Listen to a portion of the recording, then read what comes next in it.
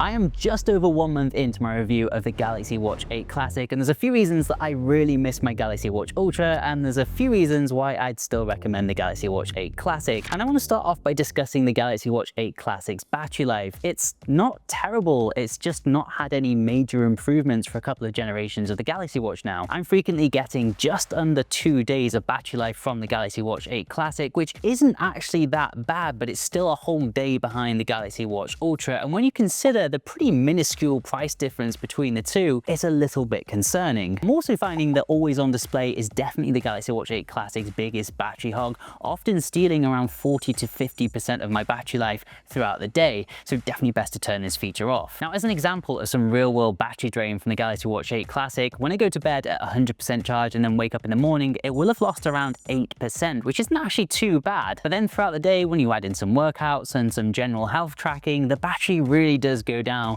quite fast. So depending on where you start your charging cycle, you might not even make it through that second night of sleep tracking. Now, charging on the Galaxy Watch 8 Classic is another area that's seen little to no improvement over the past couple of years. You're still looking at around an hour and a half for a full charge from 0 to 100%. And I've said it in my Galaxy Watch Ultra videos, and I'll say it again now, if Samsung can't work out a way to get bigger batteries into their smartwatches, they could at the very least work on their charging times. We've also gone ahead and lost the ability to reverse charge with your Samsung phone. I'll be the first to admit it's an extremely niche use case, but in the past, it's been the difference between me finishing the day with a dead weight on my wrist and actually finishing the day with a working smartwatch. I would, however, recommend grabbing one of these. It's a Spigot charging stand, and it still works with the Galaxy Watch 8 Classic. You just pop the included charger in the back. It just helps you better navigate the watch straps. There'll be a link to that in the pinned comment. Although there's been next to no changes to the battery life of the Galaxy Watch 8 Classic, there has been a pretty big design overhaul since the Galaxy Watch 6 Classic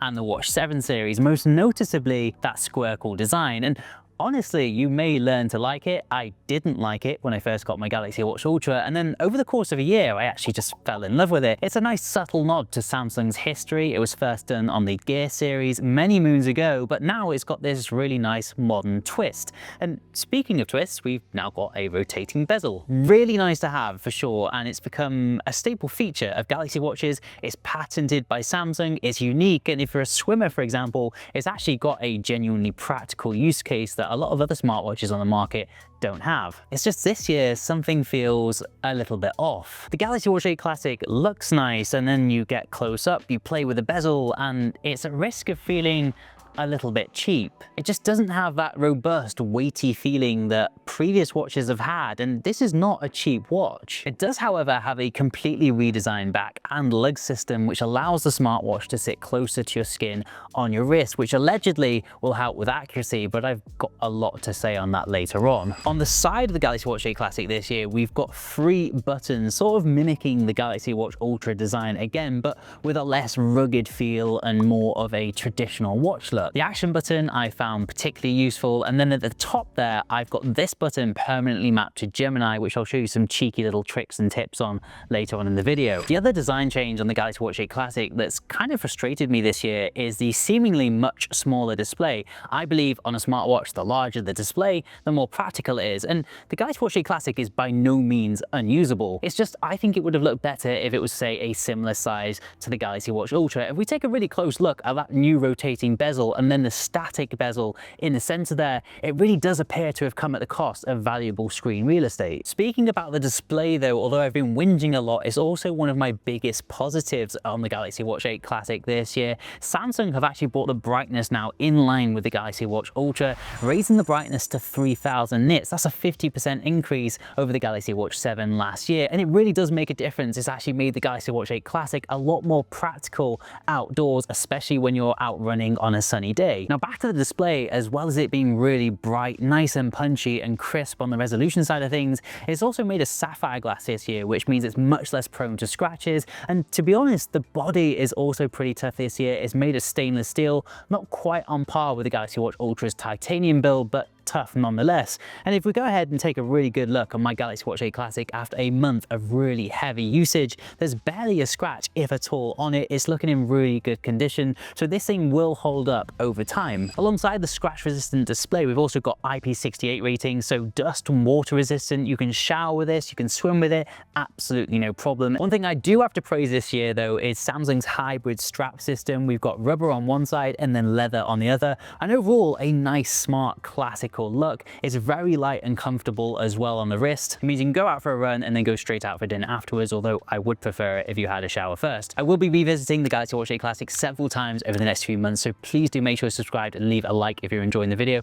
Also press the new hype button because I want to see what it does. Now when it comes to health features on the Galaxy Watch 8 Classic, I've got a lot to say. There's two really cool new features this year. We've got vascular load and then your antioxidants tracking, both really nice features to have. And before I go ahead and say anything, I always advocate for more health features rather than less. I think it's one of the Galaxy Watch's biggest selling points, the sheer amount of things that you can track from your wrist without having to pay for a silly subscription. I have, however, found that I'm just not using the antioxidant tracking feature quite as much as I thought I would, and I think it's purely down to it being a little bit of a faff. You actually got to take your watch off, put it down on the surface, then put your thumb on it to take a reading. I don't know, maybe I'm just lazy, but I just feel like I don't have time to do that, and I certainly won't remember to do that every single day. I do, however, seriously back the feature. I think it's a great idea that Samsung are now actually looking after the things that you eat and encompassing that into the overall Samsung Health ecosystem. I just think I'd like to see it become a more passive feature in the future if that technology is available. Speaking of passive though, one thing that is passive and kind of going on in the background is a new vascular load feature. It kind of works a bit like your energy score, I suppose. It takes into account a few different metrics, and I've definitely noticed a correlation between my stress levels and lack of sleep. My vascular load definitely goes up on those days where I'm more stressed and not getting quite enough sleep. Again, I always advocate for more health tracking features, and I think this is a really cool addition from Samsung this year. On top of these metrics, we've also got your ages index. Now, obviously this is not a new feature. This came out last year, but it is now out of Samsung Labs mode. I don't know if it's an accuracy issue with this watch or the Galaxy Watch Ultra, but since I switched the Galaxy Watch 8 Classic, my ages index has actually shot right down, and I'm not upset by this because that is definitely the right direction. But I have to be honest, I was expecting this to happen when I had my Galaxy Watch Ultra on, because I've been on a massive health kick over the past year. Fitness has improved drastically, and I've actually lost over 30 kilograms in weight in total, but it really just wasn't budging on the Galaxy Watch Ultra. And my fiance's a doctor, she was telling me that this sort of metric is something that moves incredibly slowly and usually lags behind your progress. So I don't know if my Galaxy Watch Ultra was inaccurate, I don't know if the Galaxy Watch 8 Classic is inaccurate, or if my hard work is finally paying off and is now just correlated with the time that I got my Galaxy Watch 8 Classic. But one thing I will say is that this feature now seems to be working a little bit how I expected it to work. I did just mention the word accuracy, and I've got one more thing to discuss about the Galaxy Watch 8 Classic's accuracy. The GPS accuracy on the Galaxy Watch 8 Classic actually seems to be quite poor from my initial impressions, at least in comparison to my first month with the Galaxy Watch Ultra. Runs, even on the exact same route, are wildly different every time. There's even been occasions with the Galaxy Watch 8 Classic that it's been half a kilometer out. My Galaxy Watch Ultra was only ever 0.01 out on Strava, which is a really good one to compare it to because Strava is so strict on GPS runs. But here's the really interesting part, which might actually offer you some hope. When I updated my Galaxy Watch Ultra to One UI 8, I also started to experience problems, not just with GPS accuracy, but also with my heart rate zones as well. All of my running metrics got seriously skewed. So there is a good and a bad takeaway here. The bad is that there definitely seems to be a problem, and it does seem to be related to One UI 8. I'm not the only one that's experiencing this. A couple of my other subscribers who are runners have also mentioned issues with their heart rate zones. But the good is that this definitely seems to be a software issue, so these sorts of things can be fixed in the future. It's not all bad though. The energy score and the sleep score seem to be pretty consistent in comparison to a year's worth of usage with the Galaxy Watch Ultra. There's definitely been no surprises there. Both brilliant features, by the way. The energy score I find particularly useful when deciding on how hard I should go with my running and other exercise during the week. And then there's definitely a correlation between my energy score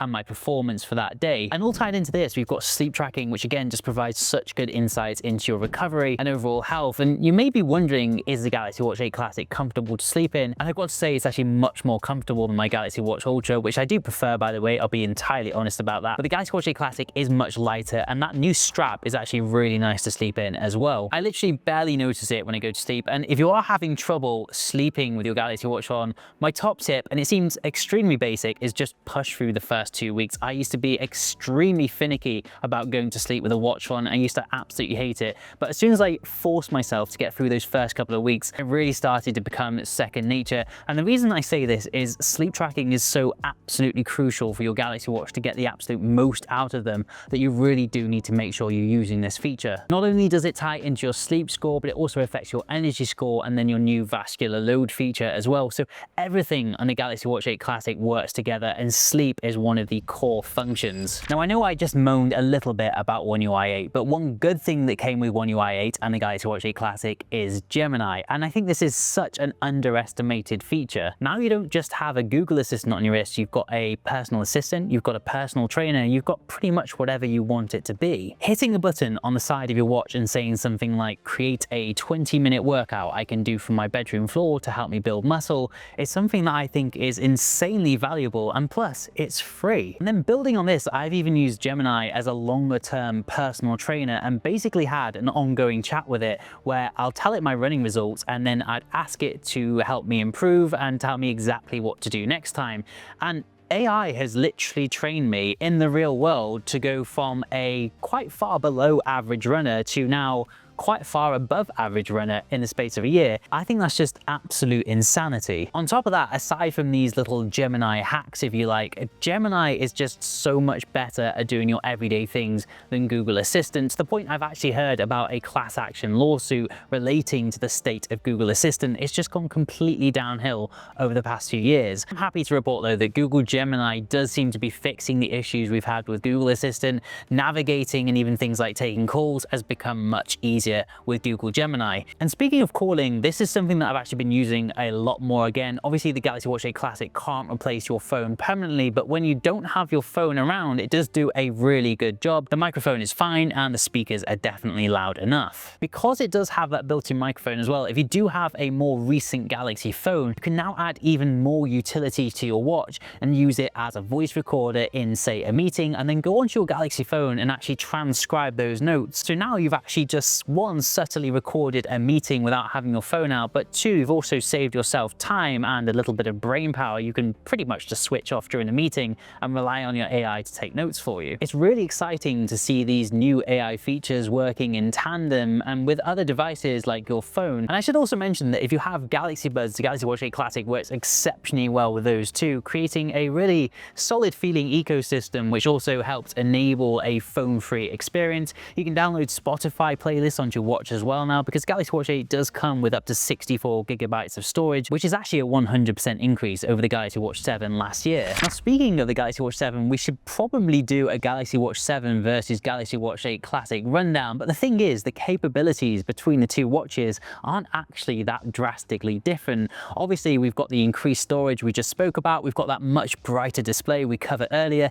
and then One UI 8 will ship as standard on the Galaxy Watch 8 Classic and Galaxy Watch 8. The thing is, Galaxy Watch 7 owners are also going to get One UI 8, they just aren't going to get the new vascular load feature and the antioxidant feature. Another thing the Galaxy Watch 7 and the Galaxy Watch 8 Classic have in common this year though is a really great selection of stock Samsung watch faces. There's a really nice catalogue this year which includes those watch faces that come with that really cool new night mode that shipped with the Galaxy Watch 7. I do obviously really love my third-party watch faces as well, so do make sure you subscribe for my Watch Face Wars series to find some watch faces that not only look good but also perform well too. And we should really touch on the performance of the Galaxy Watch 8 Classic too, but here's the thing, I've actually got nothing to say on it. I actually think the performance on the Galaxy Watch 8 Classic is really good. It feels buttery smooth, and since it runs on Wear OS, I've actually got a ton of apps on watch faces, as you've probably seen, and it's still running really smoothly. There's absolutely no signs of lag there at all. I do hear people's complaints about the Galaxy Watch performance, but for me, I just haven't experienced it, so I'm not going to mimic those comments if it's not something that I've personally experienced. I've noticed next to no lag, things like Google Maps work really well, Spotify, and then even getting notifications from things like WhatsApp, Instagram,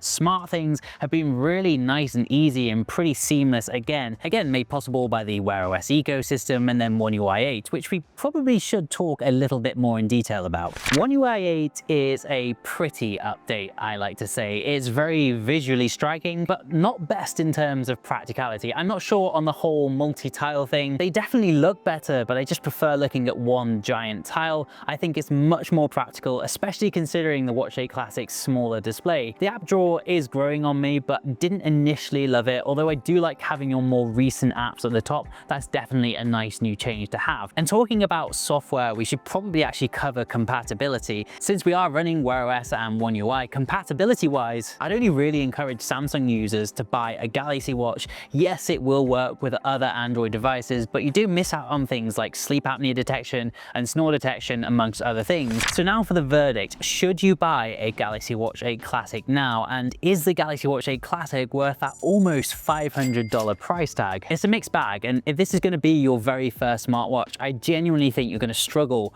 to be disappointed with your investment. I speak from experience. If you really do stick to those health tracking features, a Galaxy Watch can actually legitimately turn your life around. However, if you do have it in you to wait a little bit, I really would consider waiting, because I think we're only a year away from solid state batteries, which is actually going to solve one of the Galaxy Watch series' biggest problems, the battery life. Whether the Galaxy Watch 8 Classic is worth that $500 or so price tag depends on whether you're upgrading, buying your very first smartwatch, or just really wanting a rotating bezel. If it's the last two, I think it's a great buy that you'll really struggle to be disappointed with. If you're upgrading, I genuinely try and wait it out if you can. The Galaxy Watch 8 Classic offers a fantastic suite of health tracking features, the return of the rotating bezel, and actually a really refreshing UI design. I do have concerns over the GPS accuracy, and I'm going to be monitoring this and updating my review in the next couple of months. I'm also not the biggest fan of the design this year, but that's completely subjective and personal to me. If you did want to make your Galaxy Watch look a little bit smarter though, you're going to want to get yourself some nice watch faces. Check out the link in the top left or right hand corner now to go to my latest episode of Watch Face Wars. See you soon.